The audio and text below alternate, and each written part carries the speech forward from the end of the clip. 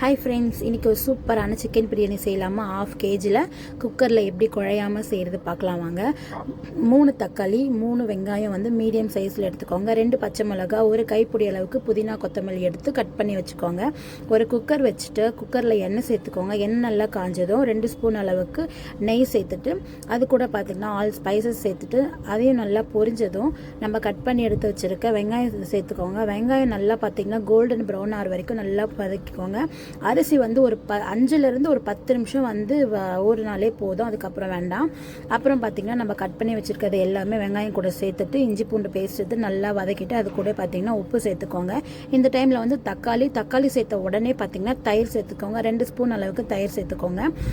நல்லா வதங்கட்டும். அதுக்குள்ளே பார்த்திங்கன்னா நம்ம சிக்கன் 65 போடுறதுக்கு இன்றைக்கி மெயில் சிக்கன் 65 மசாலா தான் சேர்த்துருக்கோம். ரொம்பவே டேஸ்ட் சூப்பராக இருந்துச்சு. அதுக்கப்புறம் பார்த்திங்கன்னா நல்லா தக்காளி வெங்காயம் எல்லாம் பார்த்திங்கன்னா ஒரு கிரேவி கன்சிஸ்டன்சிக்கு வரணும். மெயின் என்னென்னு பார்த்திங்கன்னா குக்கரில் இந்த டைமில் வந்து அடி பிடிக்காமல் செஞ்சாலே நம்மளுக்கு வந்து பிரியாணி செய்யும்போது அடியே பிடிக்காது. இந்த டைமில் பார்த்திங்கன்னா சிக்கன் சேர்த்துட்டு நான் இன்றைக்கி 2 கிளாஸ் அரிசி எடுத்துக்கேன். 1 கிளாஸ்க்கு 1.5 டம்ளர் தண்ணி சேர்த்துக்கோங்க. அதனால் நான் இன்றைக்கி 2 கப்பு தண்ணி சேர்த்துட்டு குக்கர் மூடி வச்சுட்டு விசில் ஓப்பன் பண்ணிக்கோங்க. விசிலை எடுத்துட்டு அதுலேருந்து கொஞ்சமாக அந்த புகை வர ஸ்மெல் வரும் பார்த்திங்களா, அந்த தண்ணி எல்லாம் வரும்ல, அந்த டைமில் வந்து குக்கரை ஓப்பன் பண்ணிவிட்டு நம்ம எடுத்து வச்சுருக்க அரிசியை சேர்த்துட்டு அரிசியும் தண்ணியும் பார்த்திங்கன்னா ஈக்குவல் லெவலுக்கு இருக்கணும். அந்த டைமில் வந்து நம்ம குக்கரை வந்து மூடி போட்டுடலாம். சும்மா ஒரு 2 கொதி வந்தாலே போதும். இந்த டைமில் வந்து உப்பு காரம் எல்லாம் பார்த்துட்டு கொஞ்சம் 1/2 லெமன் வந்து பிழிஞ்சு விட்டுட்டு சமமாக வந்ததுக்கப்புறம் பார்த்திங்கன்னா குக்கரை வந்து மூடி போட்டுருங்க. குக்கரை மூடி போட்டுட்டு ஒரே ஒரு விசில் கொடுத்தாலே போதும்.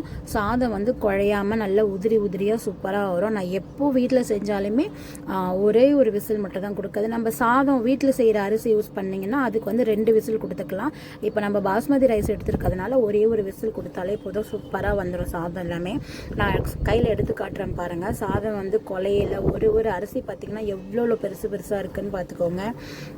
கறி எப்படி வெந்திருக்குன்னு மெயினாக பார்த்துக்கலாம். நம்ம பார்த்துக்கோங்க, கறி வந்து சூப்பராக வந்திருக்கு. எவ்வளோ அழகாக சாஃப்டாக கட் ஆகுது பார்த்துக்கோங்க. கையில் கட் பண்ணாவே சூப்பரான சிக்கன் பிரியாணி ரெடி ஆகிடுச்சு. நீங்களும் வீட்டில் ட்ரை பண்ணி பார்த்துட்டு எப்படி இருந்துச்சுன்னு சொல்லிட்டு கமெண்டில் சொல்லுங்கள். பிரியாணி ரெடி ஆகிடுச்சு இல்லையா? சைட் பை சைட் வந்து நம்ம சிக்கன் 65 பொரிக்கணுனால ஆல்ரெடி நான் வந்து நான்வெஜ் செஞ்ச ஆயில் தான் அது, அதனால் அந்த எண்ணெயை ஊற்றிட்டு 65 வந்து பொரிச்சு எடுத்தேன். சூப்பராக இருந்துச்சு. மசாலா எதுவுமே பார்த்திங்கன்னா ஒட்டாமல் வந்து இருந்துச்சு. ஃபஸ்ட் டைம் வந்து நான் இந்த மெயில் மசாலா வந்து யூஸ் பண்ணுறேன். எப்போவுமே வந்து ஆச்சி சிக்கன் மசாலா தான் யூஸ் பண்ணுவேன். இந்த வாட்டி வேறு யூஸ் பண்ணி பார்க்கலான்னு சொல்லி யூஸ் பண்ணது தான் சூப்பராக இருந்துச்சு. ஃபஸ்ட்டு செஞ்சதுமே பாப்பாவுக்கு தான் ஃபஸ்ட்டு கொடுத்தேன். ரொம்பவே ஹாப்பியாக சாப்பிட்டேன். அதுக்கப்புறம் நானும் சாப்பிட்டு பார்த்தேன். ரொம்பவே டேஸ்ட்டு சூப்பராக இருந்துச்சு. இந்த வீடியோ பிடிச்சி